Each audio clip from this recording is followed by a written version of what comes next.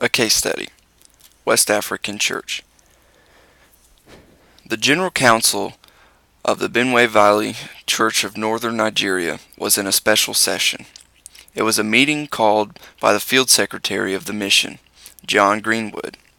The African chairman of the church, Pastor Yusufu Bawo, said before the meeting began, "If the white people call a meeting, it will be their meeting, not ours." For weeks, the missionaries had been saying that if relations between the mission and the church did not improve, they would seriously consider returning to their homes in South Africa. Finally, Yusufu Bawu looked directly at the 5 missionaries present, shrugged his shoulders, and said, "We believe Peter Ewing was right. He said, we have been controlled and impoverished by the mission, and we believe further that you, Reverend Greenwood, were influenced by your mission board in South Africa to terminate him because he spoke the truth. Now whether you go or whether you stay makes no difference to us. Do as you please." The Benue Valley Church. The Benue Valley Church was known as the South African Mission until the missionaries renamed it in 1962. The first missionaries came in 1926 from several denominations, including Baptist, Methodist, and Anglican. Little had been done in medical and educational work due to the high cost factor. As the spirit of nationalism grew in the 1950s and political independence came in the early 1960s, such missions generally began to transfer administration of the churches to African leaders. The Benue Valley Church felt it lagged behind other denominations in being granted positions of leadership in their church. After 40 years of missionary control, in 1966, Pastor Yusufu became the first African to hold the office of chairman.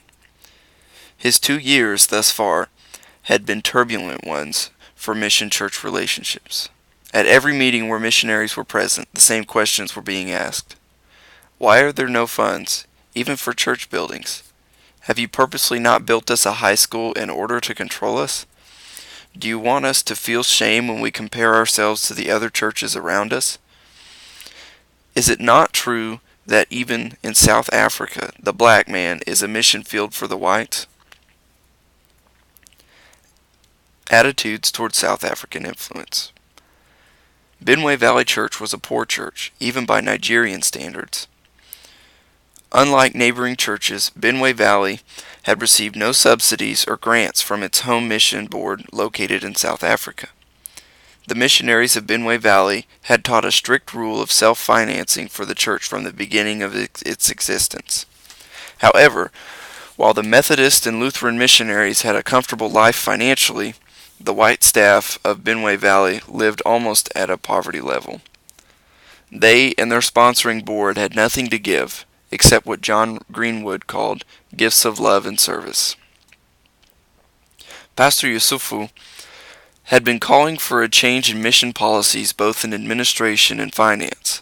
He also demanded African autonomy at every level and pressed the missionaries to build a high school and enlarge the medical work.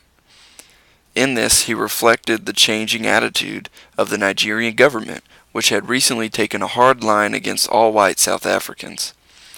One example was that the prestigious Dutch Reformed Church Mission of South Africa had been evicted from the country 6 years before because their mission was regarded as an extension of the apartheid state church.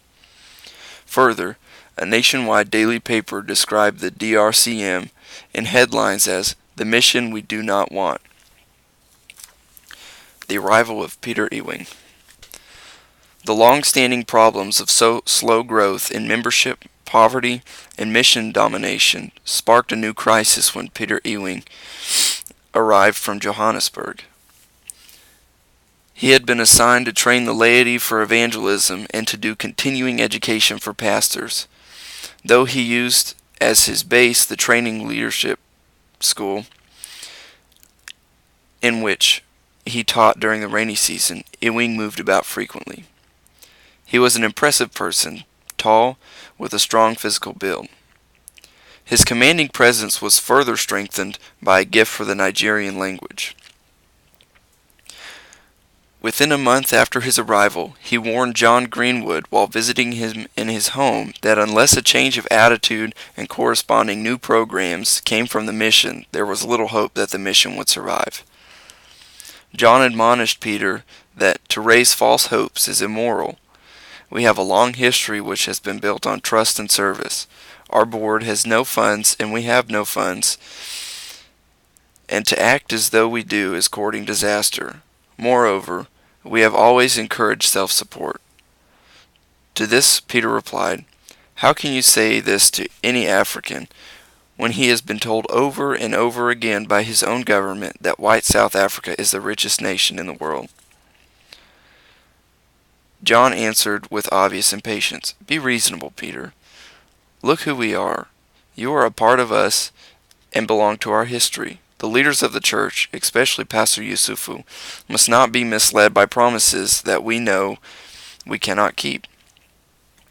The termination of Ewing. After 2 years of service, Peter Ewing returned to Johannesburg for furlough. Almost immediately, the Benway Valley Church was informed by the South African headquarters of the mission that his services had been terminated.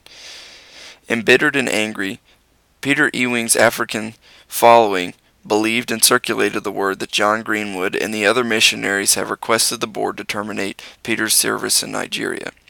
Greenwood denied the charge. In desperation, the missionaries felt their presence may have now become a hindrance to the church.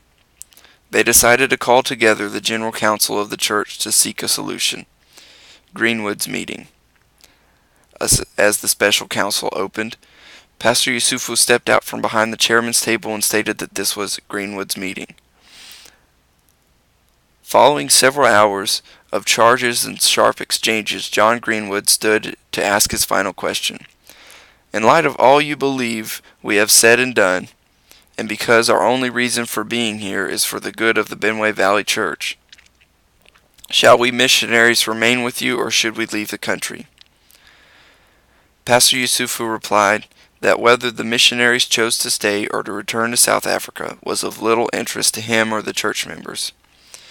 John Greenwood was still standing when Yusufu, motioning with both his hands in the direction of his African colleagues, said flatly, "We are waiting now for your decision. Do you go or stay?" Questions for reflection. If you were John Greenwood, what would be your decision and why?